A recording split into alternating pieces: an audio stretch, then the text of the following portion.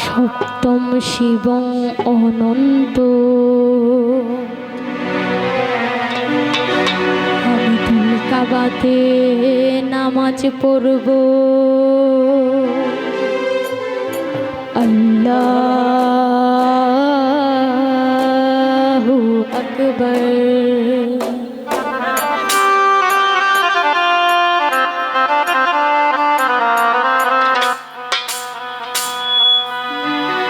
আমি মন মন্দিরে পূজা দেব, শিব সুন্দর অনন্ত, আমি দিল কাবাতে নামাজ পড়ব।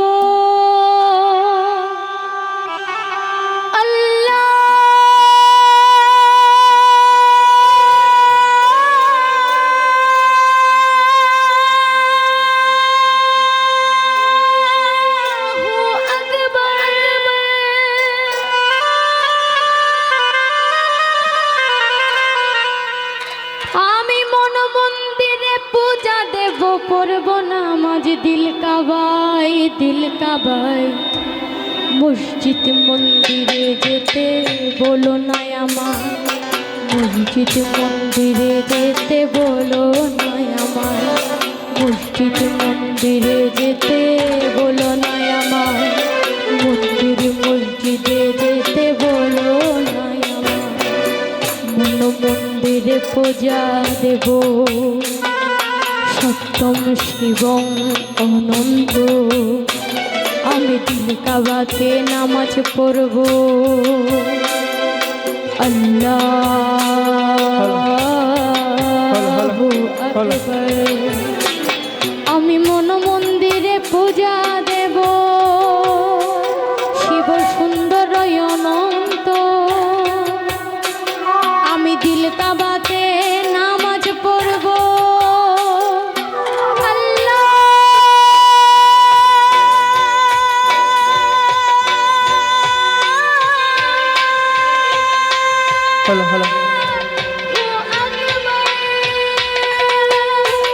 আমি মন মন্দিরে পূজা দেব, পড়ব নামাজ দিল কাবায়, দিল কাবায়। মসজিদ মন্দিরে যেতে বলো না আমার, মসজিদ মন্দিরে যেতে বলো না আমার, মসজিদে যেতে বলো না আমার, মসজিদ মন্দিরে যেতে বলো না আমার।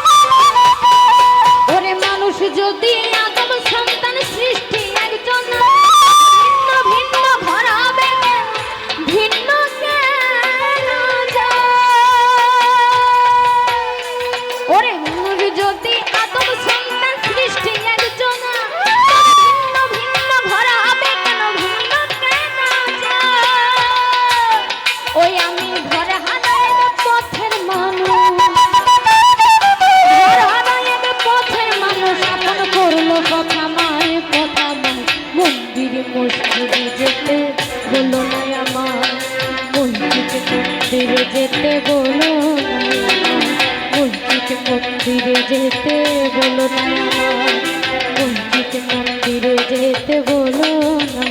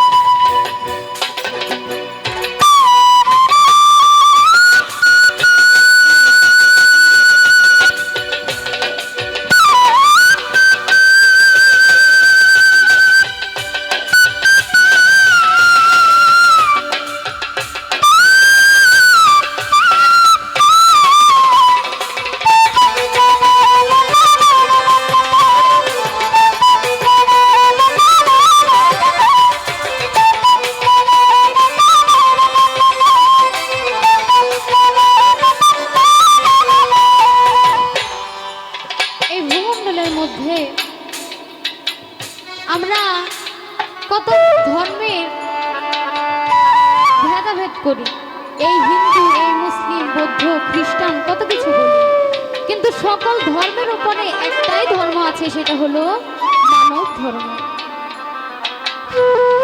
কেউ বলে আল্লাহ মসজিদে আছে, কেউ হিন্দুরা আল্লাহকে ভগবান বলে, প্রভু বলে, তারা বিশ্বাস করে মন্দিরে গেলে আমরা ভগবানকে পাবো।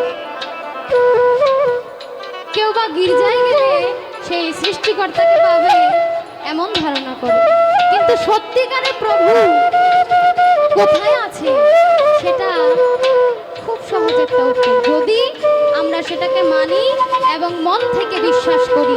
যদি সৃষ্টিকর্তাকে বিশ্বাস করি তাহলে এটা আমাদের বিশ্বাস করতে হবে, কেননা প্রতিটা মানুষের মধ্যে আমাদের সৃষ্টিকর্তা লুকায়িত আছে। যদি তাকে আমরা চিনতে পারি তাহলে আমাদের কোনো মসজিদেরও দরকার নাই, কোনো মন্দিরেরও প্রয়োজন নাই। এই জন্য তো গানের মধ্যে বলেছে যে আমি মনমন্দিরে পূজা দেব, পড়ব নামাজ দিল কাবা। যদি মনের মধ্যে ভগবানকে ধারণ করে তার পূজা করতে পারি, নিয়মিত তার নাম জপ করতে পারি, তাহলে আমাদের মন্দিরে যাওয়ার কোনো প্রয়োজন নেই। ঠিক সেইভাবে যদি আমার আল্লাহ রাসূলকে ডাকতে পারি, আল্লাহকে স্মরণ করতে পারি সব সময়, তাহলে আমাদের নামাজ রোজার দেখানো নামাজ রোজা মসজিদের কোনো প্রয়োজন নাই। সেই জন্যই এই গানটার মধ্যে কথাগুলো উল্লেখ করে গেছে। ওরে জন্ম দেখি মরণে দেখি তারে দেখি না, সোনার প্রেমের প্রতি আমার নজনা।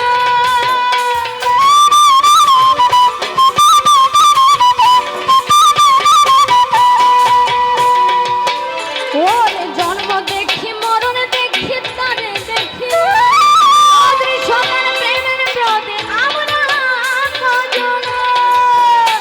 ওরে জগৎ বিশুদ্ধ